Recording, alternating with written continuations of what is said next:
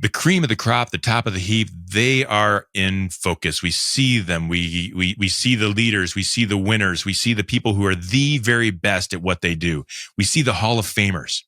We can't all be Hall of Famers, but can we be the best we can be? Can we be Hall of Famers of our own? We can. I know we can. And that's what we're striving to do. And that's what we're going to talk about. Jim Smith of the Pro Football Hall of Fame is next.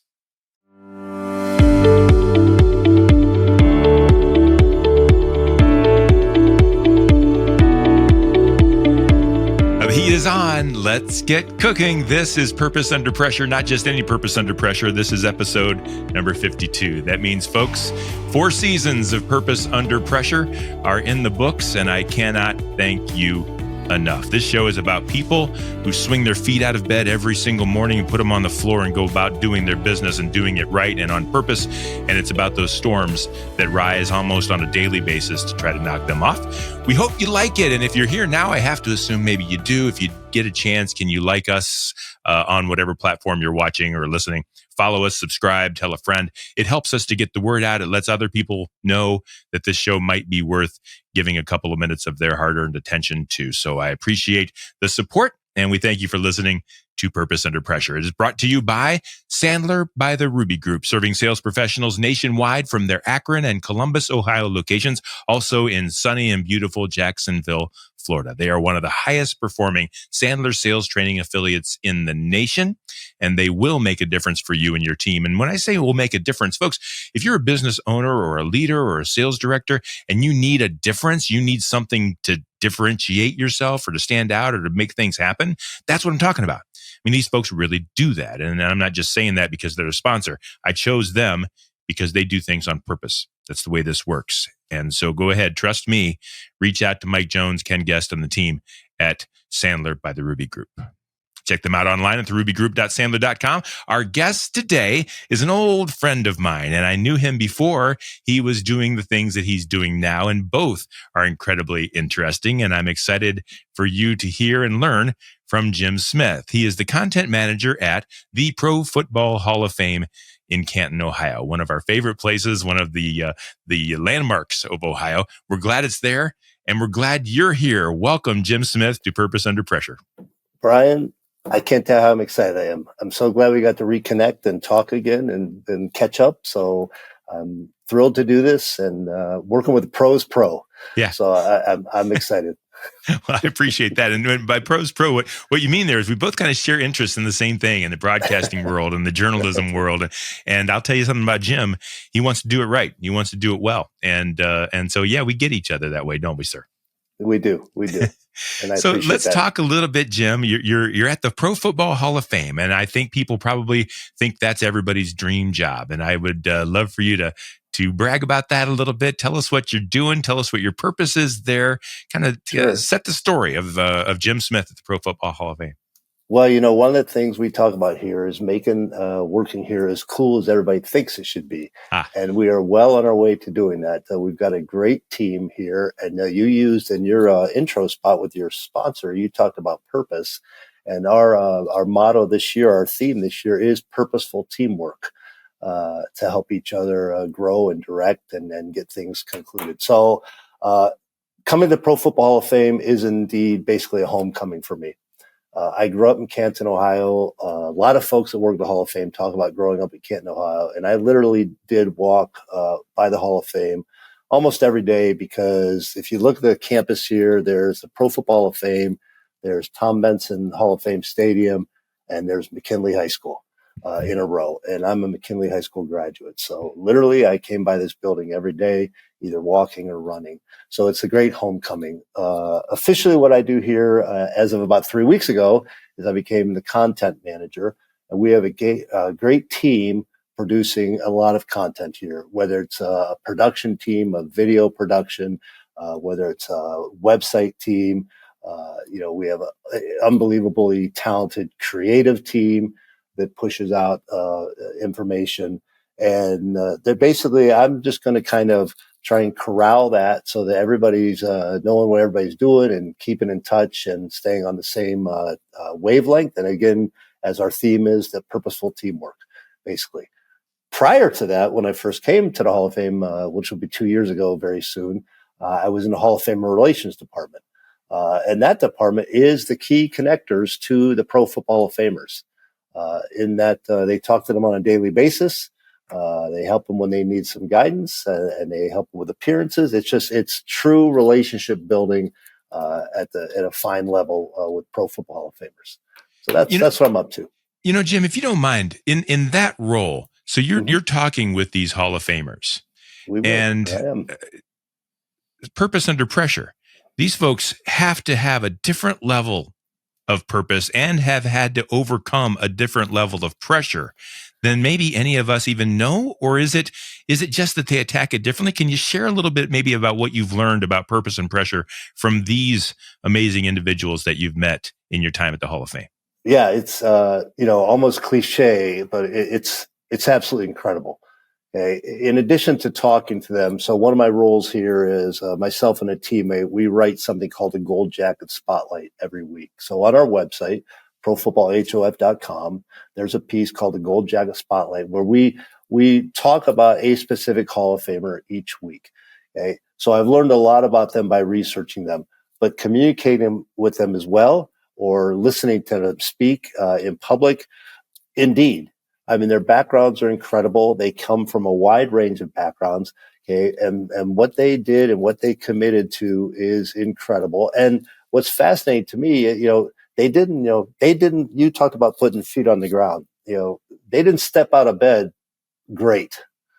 Right? That's right. None of us. Right? Yeah. Correct. So they developed that. They learned. They credit family, friends, coaches, acquaintances for getting them where they are. And when you listen to their enshrinement speeches, they're incredible because oftentimes you hear that story or you hear that reference to those folks, and you can tell the relationships are so strong just by who attends their enshrinement. Okay, I mean, hundreds of people that have touched their lives want to be part of that day because they were an integral part of that path to their enshrinement. And so I'm interested. I don't even think I know the answer to this. Can anyone be a Hall of Famer? We can't all be football players. We can't all be basketball players. We can't all be electronics engineers or whatever. Right. But can anybody be a Hall of Famer? Have you noticed that it really is just discipline, making up your mind of what you want to accomplish and going out and accomplish it? Or is there luck involved? What have you noticed? No, I think it's to a whole different level. So here's a number we like to throw around just to kind of give you perspective of that thought. So we talk about, over 25,000 men have played or coached or participated in professional level football. Okay. With this year's class, our enshrinement total will be 378. Okay. If you do the math on that, okay, you're talking about less than 2% of folks that have played professionally. Now, that's people who have played professionally. So think about the hundreds of millions who have played football, whether it's youth football or junior high football or school football or whatever the level was.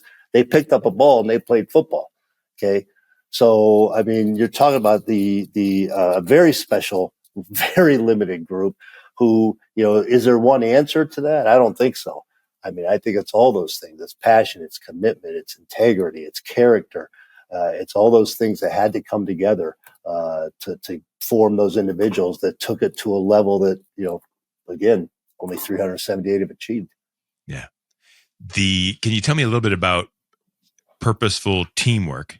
And did purposeful teamwork come from, I'm assuming it came from the idea of a football team and you've learned from these folks that you work with, or is there some other drive? And how do you instill purposeful teamwork? The reason I ask it that way is in a team, everyone has their own thing they're shooting for. We all have our own purpose. We swing our feet out of bed for our own reasons every day. And yet we have to corral that, to use your word, in a team. How does that happen?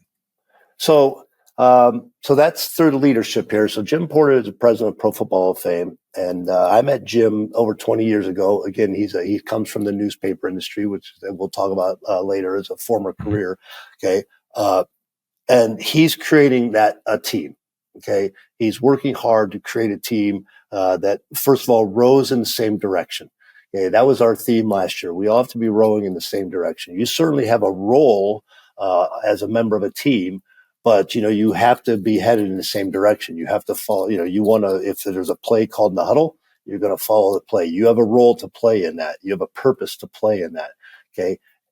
Football is a game. If we're using that analogy, football is a game that every player has to perform his specific role on every play for that play to succeed. From the line, from the middle of the line to the outside of the line, to the receivers, to the backs, the whole thing. Everybody has a very specific role. Okay. They have a purpose. Okay. And the same thing here. We have our roles in our departments, our specific job descriptions, but there's a purpose to that. And that purpose is, a combination of both of those things. Excuse me. Okay. That we're rowing in the same direction and that we have a purpose with our team.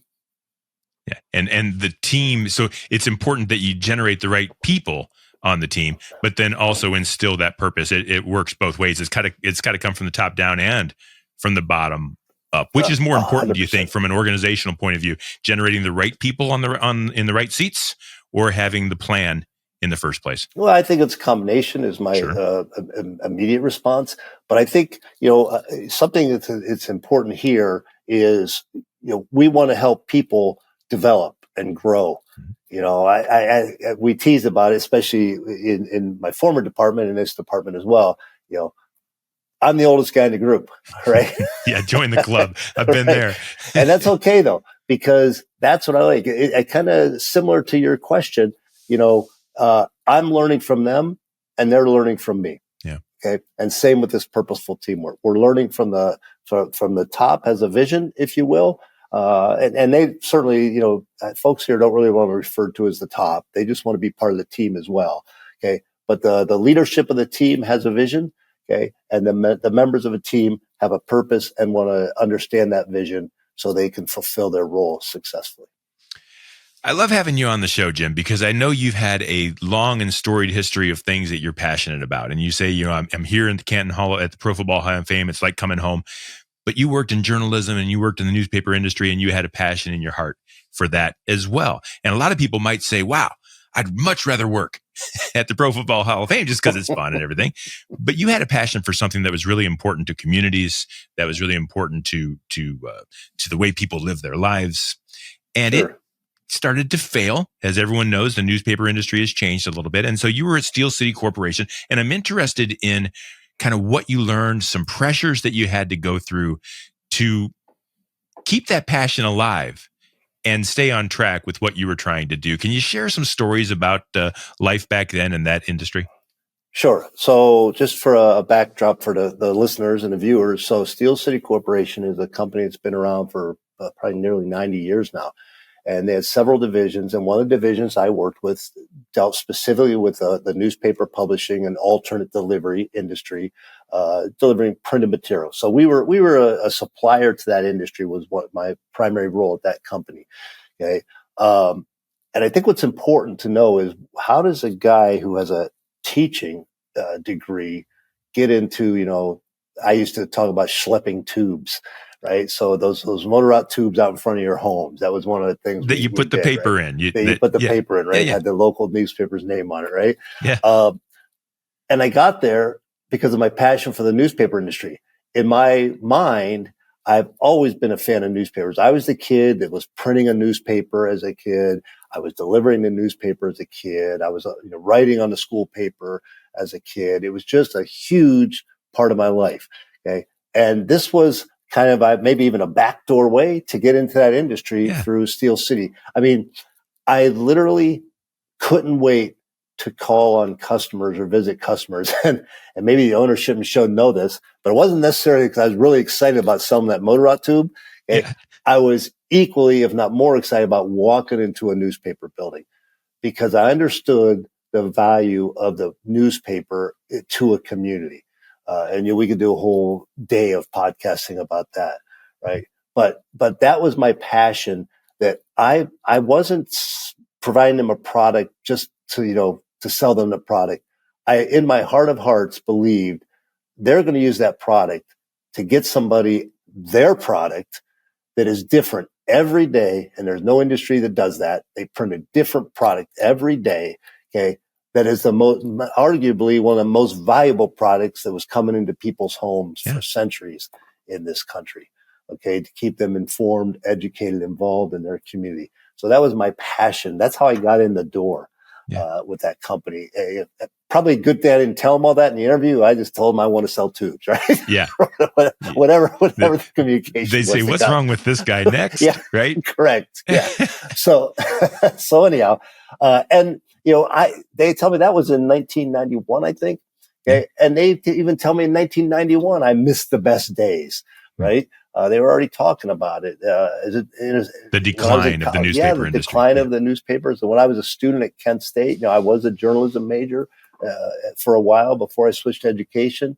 And they were already talking about, how these computers are going to take over and all that in 1980s, early 80s. Yeah. Okay. Anyhow, so that's how it got. And then, there were some pressures in the business that, they were feeling the pressure of adjusting to a whole different world of information gathering and information providing. Some of them done it more successfully than others. But certainly we were feeling the effects of that because we were a supplier to solely the print side. Okay. It's interesting. It's interesting to me when I'm talking to you that we talked about the best of the best of the best of the best, the Hall of Fame wide receiver, the Hall of Fame quarterback. And we talked about the fact that not everybody can be that, even though we all, or many of us, have a passion for a sport or whatever, and we want to be the best we can do. We end up finding our path, don't we? People can still be the best at what they do, even if it's not at that highest level of maybe public vision or people can see you doing it. You were involved in the newspaper industry. It wasn't what you thought, but it sounds like it gave you an equal amount of passion and enjoyment as anything else could be. And so I'm interested when the newspaper industry really started to fold down. And I think right now listeners are maybe thinking about AI and how that's going to affect their jobs and things of that sort. Did you stay in it too long because of your passion to be great at something you loved? Did you had to walk? What was it like watching this thing kind of die around you, even though you loved it? Right. So I want to go back to something you said to start real quickly. So you talked about the Hall of Famers and the level they reach, but there's something else we believe around here too. Okay. So one of the things is, I'm not going to be a Pro Football Hall of Famer. There's no doubt about it. Right. But nor are you, or nor are probably most of your listeners, but you can lead a Hall of Fame life. Okay. So we really believe that, you can be a Hall of Fame dad, you can be a Hall of Fame uncle, a Hall of Fame brother, sister, mom. Okay. So, I do believe that. Okay. That's up to you to take whatever your role in life. You remember the old Covey planning systems and all that stuff? And they always talked about different roles we all played, right? Mm-hmm. So I think about that often, about the roles I play in life and the roles I see other people play. And I think, I'm not going to get a bronze bust, probably not getting a gold jacket. Okay. But I can still be a Hall of Fame person or try and have Hall of Fame character and integrity, and those kind of things. So I just wanted to mention that. So I'm glad you did. And it's just as, without a doubt, and it as equally an accomplishment as having that bronze bust. I've got one chance to be a good dad, right? One chance to be a good husband or a son. I better be the Hall of Famer. Otherwise, what am I doing here? It's focus, effort, dedication, all those things we talked about earlier. Yeah. So to your point about what was it like to watch the industry, it was honestly, I'll tell you a quick anecdote. I was in a local store the other day on a Sunday, and my wife's checking out the stuff, literally checking out the goods at the checkout stand, and I wander over to the newspaper rack because I wanted to see, that was my passion, right? That could be our rack, right, from the day. Right. So, but I'm looking at the paper. I'm seeing the lack of content. I'm seeing the lack of advertising. I'm seeing the price.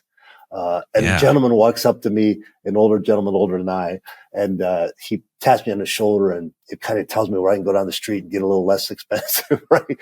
But I said, no, I'm not really looking at to buy it. And I told him the same thing on the answer to your question. I said, I'm looking at it, and honestly, my heart is breaking. Okay, to see what's happened to the industry, because I still believe in the value of it, the passion of it, the reason for it, what it does for a community. And I know there's other sources now, but I don't think those sources reach the people in the same way. That's my opinion. I can't prove that factually, but it was heartbreaking, to be honest.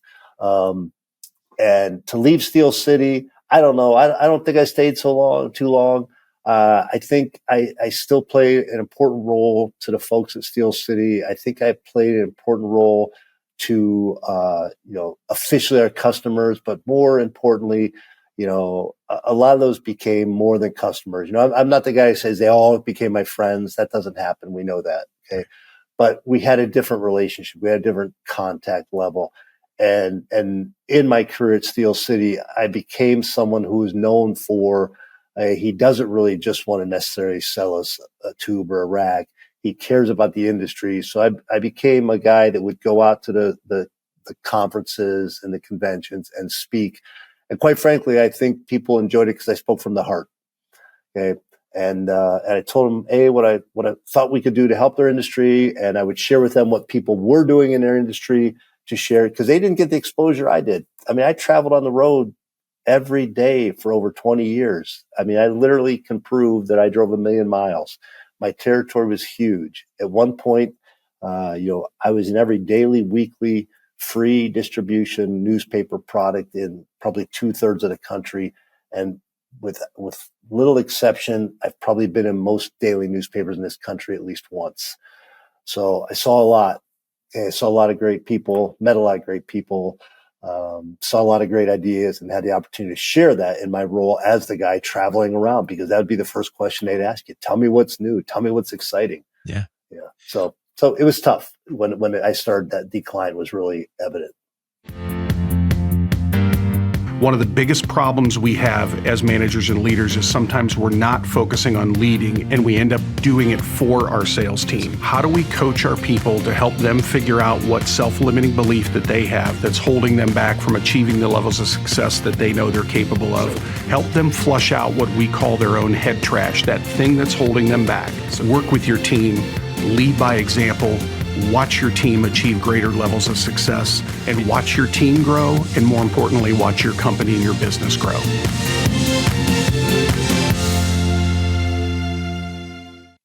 I have a follow-up question, but I need to ask the question first. Yeah. I'm interested in what your purpose is, yours, Jim Smith's purpose. Yeah. When he was 5 years old, he was 25 years old, 35, 55, regardless of where you work. Just a real quick answer to that, and then I'd like to follow that up. What is your purpose, Jim? What are you trying to accomplish on this earth while it's spinning around? If I had to, you said, Brian, if you said to me one word, Jim, that's all you can use. Okay. I would say the word would be educate. Educate. Okay.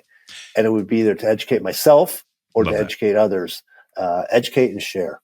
Love that. And a quick story about myself. I wanted to grow up and be a long-haired hippie rock and roll DJ until I realized that that's not really what I wanted. What I really wanted to do through a lot of different, I realized it over a lot of different experiences, is that I wanted to impact people's view of themselves and their lives. And I wanted to kind of excite them to do things that maybe I was inspired to do along the way. I just wanted to share with them. And throughout all of my jobs, I've been able to do that. It made sense to do that as a DJ. Man, I can get people pumped up and rock and roll and have a great time. But that wasn't for me. And then it made sense to do that in sales. And but that died. My industry died too, Jim. Radio, some people say it's still alive. I don't. What have you been able? I see an opportunity for you all through your life, even now as content manager at the Pro Football Hall of Fame, to educate people. And isn't that amazing that no matter what the job is, no matter what the industry is, that's what you're doing? And I love that for you. Do you see that? And do you put those two things together? I do. So prior to me working at the Hall of Fame, I was a volunteer at the Hall of Fame for many years. Okay. And that was my, one of my passions was to educate, visitors, and they had questions and but it was to share the experience. So, part of education is creating experience, right? And I really think that's I guess that's a subtext of my education passion, is creating experiences for people. And again, I could go down stories of interesting folks that came through here, folks that had, heart-touching stories of why they came to the Pro Football Hall of Fame. It was just fascinating. So yeah, it definitely, it's part of my role. It's the part I love. It's an unofficial, always been a part of my roles. I've been blessed to work with a lot of great people and to learn a lot from them. And I know I like to be considered a mentor to some of the younger folks that are trying to kind of learn their way, find their way. And I think I'm there to a point in that I know I get to have those conversations with them. The corner conversation, the lunchtime conversation, the in-depth conversation, and they'll just flat out ask, "Hey, Jim, what was it like to do this? Tell me about this." And I do the same thing, because they're coming up in a whole different era of technology and experiences. And I love to hear about them. I love to hear about them because I want to hear them communicate and tell me their story. But I want to learn something from it too. And I got to tell you something too, real quick, because you asked about the why. Yeah. I chuckled to myself when you did that. And I'm going to bet that nobody's done this on your podcast yet. This is my notes from Simon Sinek's Know Your Why. Oh, yep. I pulled these off my desk today, right? These have been on my desk for a long time. Okay. Good. So it's passion, right? Yeah, it's passion to understand why you do what you're doing and how to do it, how to get there. And so what's the future look like? I'm struck by the fact that, and I don't know how old you are, Jim, but you're older than 40 and I'm 57. And then there's, young people come up and they've got like all these amazing ideas and opportunities and skills and amazing, a different whole level of passion to help people than I think I grew up with in the 80s when we were all about ourselves. Like that, I love the young generation. But you and I still have something to give too. And I'm interested because we've been there. We've seen it. We've worked through the things. And there's a great combination of the two. What are the struggles? What are the pressures? What are the hurdles that Jim Smith sees to overcome, either for himself or either for yourself personally or for the Hall of Fame? Like, what's next that's going to cause some pressure? It's going to try to knock you off your purpose. That's fantastic. So, first of all, let me go back to your first comment. Once again, I am the oldest guy in the room. Yep. But I'm getting comfortable with that because it happens a lot. I worked in digital marketing, Jim, for 12 years, and I think every single person there could have been my son, without a doubt, or daughter. Yeah, I'm okay with it though. I'm totally okay with it. Yeah. And sometimes I feel like, Jim, you're going to say this and it's going to sound wacky or cliche or unrealistic. Challenges, pressures. And again, maybe this is a life experience thing. To me, those are just another event. Yeah. Okay. So here comes today's event, or here comes this minute's event, or this week's event. And we're just going to figure it out. Right. We're going to look, we're going to plan, we're going to react, and we're going to reassess at the end of it. Okay. So I like that a lot. We think, we act, we reassess, we do those kind of things. And I think that's where I'll continue to do it. Again, here, you mentioned young folks and their creativity. You can ask some of my peers here. I've used that kind of framework frequently that, there are amazingly talented people on the staff here. Okay. And I love to hear from them. And I'd like to think, if anything, my role in this situation can be, hey, maybe I can help them just polish that up a little bit. Okay. Just put a little different view to it, a little different perspective to it. And they ask for that sometimes. I know it when I'm in with some of the teams here, that's, we'll all ask the question, what am I missing? What are we missing? How can we make this better? And I think that's always our goal. One of our goals here is, if we do an event, then our next reaction is going to be, how can we improve that event the next time? How can we make the experience even better? And again, it's experience. It's all about creating experiences for people. And that's no matter whether it's the Pro Football Hall of Fame, whether it's Steel City, whether it's, your company and the things you do, you're just trying to create experiences with people that they'll remember, and they'll want to come back and create another one with you. And Jim, just to kind of wrap it up, I think that's what this is all about that we're doing now. You're a content director now, content manager there at the Pro Football Hall of Fame. I'm doing a podcast. I'm helping a few businesses with some marketing. We used to run big radio stations and big newspaper organizations, right? And you mentioned, I don't think it's the same. I'd push back, and I think that the things that we're doing, the experiences you're creating, the content we're creating, this podcast here that one person might see or 100,000 people might be impacted from. We're creating things that we love. We're putting it out there, and they're impacting people in a very different way. The newspaper, people read it through and move to the next page. These, they engage, they work through the event, they work through and talk with, and I think we're educating and helping, and it's just a new way of doing it, and maybe even to generate a deeper impact. So I appreciate the fact that you keep on going and keep on doing it regardless of the medium. I love the fact this is our final episode of season 4, Jim. Save the best for last. We'll be back. We'll be back with season 5 in about 6 weeks. But every single person I've met and done a show with, and that's well over 50 now, and over 100 in a past podcast I did, which is a similar topic. Fantastic. Every single one cares about what they do. Every single one cares about what they do. And if I went to Walmart and looked around, I'm not going to see 100% of the people caring about what they do. A lot of people stumble through lives. Man, when you have a purpose, you can overcome anything, and you're evidence of that. And I appreciate you sharing that story with us. Well, I appreciate that. And I was thinking about that again in preparation for this and just in general. Sometimes people say, oh, they love their job, or not everybody can say that, right? I mean, no, unfortunately. But what they can do is they can find something about that job they love. That's right. Okay. Because it's incredibly important. I was just sharing this last anecdote for you. When I traveled, I can't tell you how many people I met, right? I mean, and not just clients, customers, newspaper people. Obviously, I met those every day. But you're on the road 80% of the week. You're meeting, convenience store people. You're meeting fast food people. You're meeting restaurant people. I got to get my oil changed once or twice when you're driving 1 million miles, right? So I'm meeting mechanics. I'm meeting all sorts walks of people, of life. Yep. Right? And I remember walking into a fast food chain one time, a restaurant store, and a guy was cleaning windows. A young man was cleaning the windows, and you could kind of get from his body language, this isn't exactly what he would be doing right then, I would say. But I made the point, and I believe it. I didn't just make up the story and pop it into my head. Right? I said to him, "Hey, I just want to let you know," I said, "I don't know what your title is here, but I know what it should be." Okay. I said, "Your title should be, you're the director of first impressions." I said, because when I'm coming in this store, the first thing I'm seeing is that door that you're cleaning right now. And if that door is nasty and ratty, I'm thinking about turning around and walking back. But because you're the director of first impressions, you're the most important guy on the staff right now.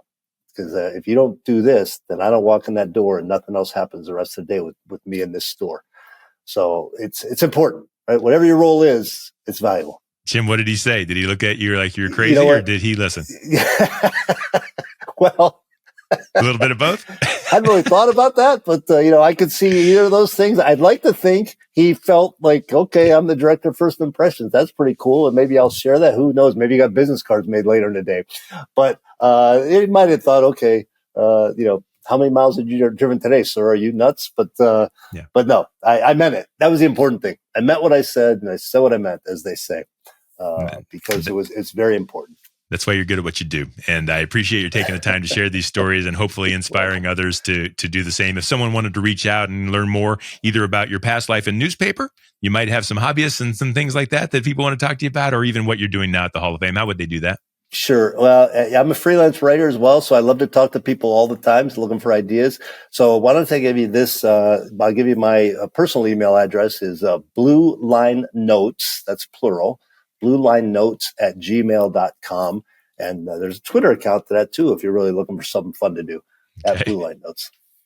Tremendous. Thank you for sharing that. And thank you for being a part of our show. I really do appreciate hearing from folks that have gone through similar situations like me. In fact, maybe that's just everybody. How many people do we know, Jim, that have been in the same industry that they went to school for all the way through and retired as the president or CEO? I mean, that just doesn't happen anymore. And it's important that we keep our passion alive, right?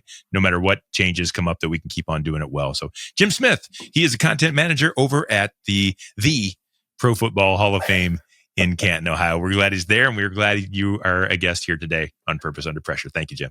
Totally my pleasure. Thank you for inviting me.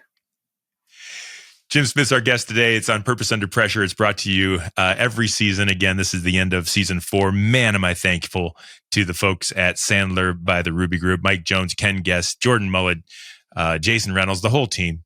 I really do appreciate your support. I don't know how much business this thing drives for you guys, but if you're watching, this makes a difference, and your impact on people and helping me to bring this show to people makes a difference. And I thank you. Sandler helps you succeed on purpose. Look them up at therubygroup.sandler.com. You'll find all past episodes of Purpose Under Pressure at brianmediastrategies.com/podcast and wherever you stream your favorite shows. We do this every week, except for the next 6. We're going to take a break. We'll be back with season 5 then. We'll see you then on Purpose.